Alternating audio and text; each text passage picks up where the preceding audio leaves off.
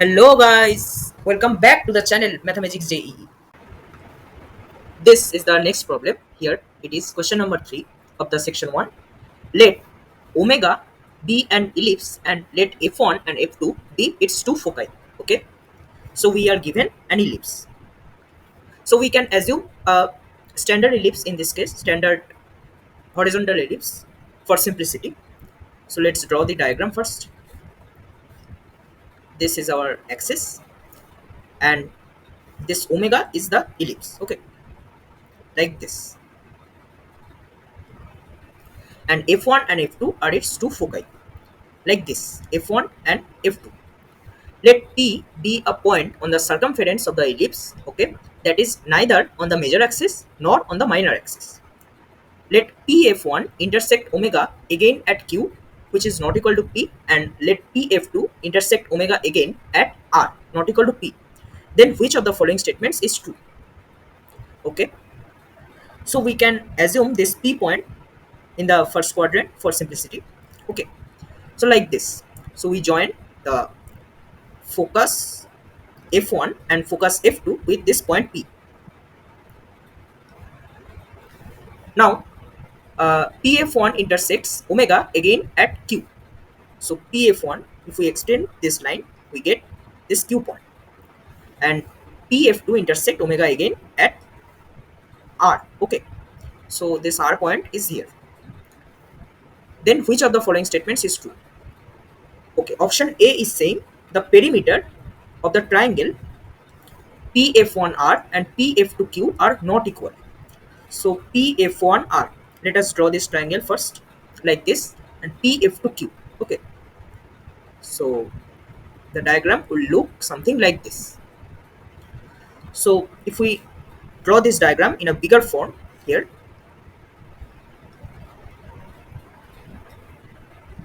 so this is the f2, this is, let's say, f1, and this is the point r. This is q, this is p. This is our horizontal line, like this. Now uh, how to determine this perimeters of these two triangles pf1r and pf2q? We have to use the property of ellipse, right? So perimeter of this pf1r triangle will be pf1 plus this pr plus rf1, right? Now see, here is an interesting point. We can write this pr as pf2 plus f2r, right? Now if we group these terms pf1 and pf2 and group these terms rf1 and rf2, we can clearly say that by the property of this ellipse, pf1 plus pf2 will always be equal to 2 times the semi-major axis. So 2a, this length will be 2a, and this length will also be, by the same property, equal to 2a, right? So perimeter of pf1r will be 4 times the semi-major axis. Okay. Similarly, if you determine this pf2q triangle, the perimeter of this pf2q triangle, you will get similarly perimeter of pf2q triangle will be also equal to 4a. Okay, that means perimeter of these two triangles are equal. That means option A is not true. Okay,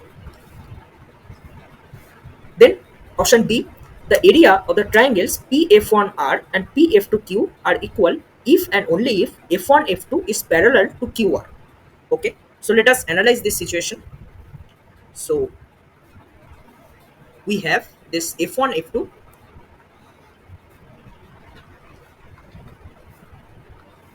here and p here. Okay, and qr is parallel to this f1 f2, like this. So if we complete this triangle, so let us draw this triangle first, and let's say these are the foci of this ellipse. F1 f2 is parallel to this qr. Okay, so now if we join this F1 and R and F2 and Q, we get two triangles. Now let's call this area of this PF2Q triangle as del 1. Okay, and area of this PF1R triangle as del 2, and call this total area of this PQR triangle,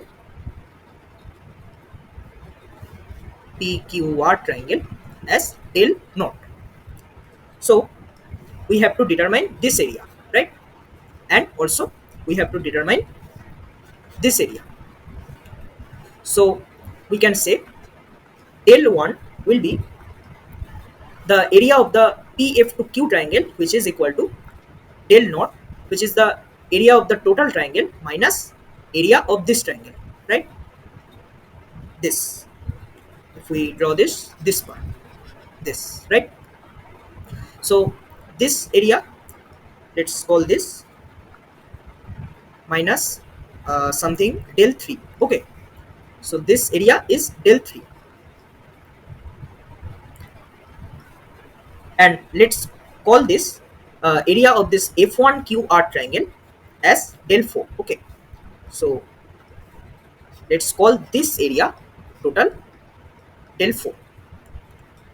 So we can say that del 2, which is the area of the PF1R triangle, PF1R like this, will be total area of this PQR triangle minus area of this F1QR triangle, right? So minus del 4. Now observe these two triangles F1QR and F2QR carefully. Okay, so these are bounded by these two parallel lines.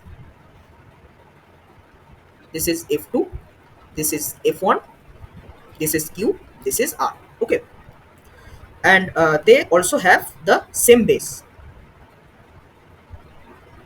QR in this case. Okay, so we know by a geometrical theorem that we learned somewhere, I think in grade 8 or 9, that the area of the triangles bounded by the same parallel lines having a same base have the exact same area. That means if we have two triangles that have a common base and also they are bounded by the same parallel lines, then the two triangles will have exact same area. So in this case, we have del 3 equal to del 4. So area of the triangles F1QR and F2QR are equal. That means del 1 and del 2 should also be equal, which means area of PF2Q is equal to area of PF1R. That means the area of the triangles PF1R and PF2Q are equal. Now carefully observe this line. Okay, if and only if a statement contains if and only if, we have to justify it for all the cases, right? Because we cannot judge by a certain case. So let's say if we had F1 F2 not parallel to QR. Okay, so F1 and F1 F2 and QR, let's say they are intersecting, then how we have analyzed this case? We have said that okay, these lines are not parallel. That means this triangle and this triangle may not have the same areas. It is not necessary that F1QR area and F2QR area is equal. Okay, so we can say that these two areas are equal only because of the fact that these two triangles are bounded by the same set of parallel lines. So in this case, option B is true. So it should be our answer. But in this question, there is some issue. Okay, for example, if we check this C and D option here, let's check the D option. The two lines F1, F2 and QR are always parallel. No, this statement is clearly false. How? Because in this case, the first case that we just discussed, the perimeters of these triangles, let's say we join this Q and R. Okay, so we join these two points. Then we can clearly say if we tilt the P point towards this side, right, towards this x-axis, the QR line will further tilt towards the x-axis. So this F1, F2 and QR need not be always parallel lines. So this statement is clearly false. But there is some issue with the C option. How? Let us discuss this.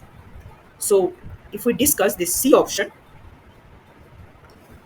so it says the perimeter of the triangles PF1R and PF2Q are bisected by F1, F2.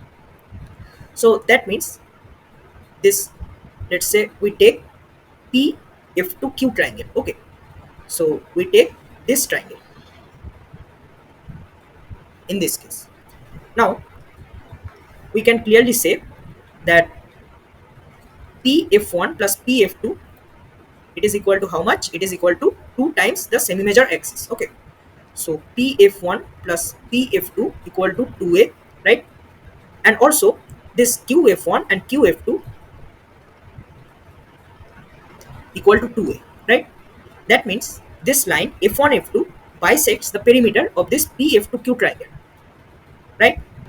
On this side of the line F1, F2, this length of this Pf1 and Pf2 is same as that of Qf1 and Qf2, right? So we can say similarly for Pf1R it will be true. That means C option should also be the correct option. But the question is, as this is a single correct type question, how can we determine which option we have to choose in the actual exam?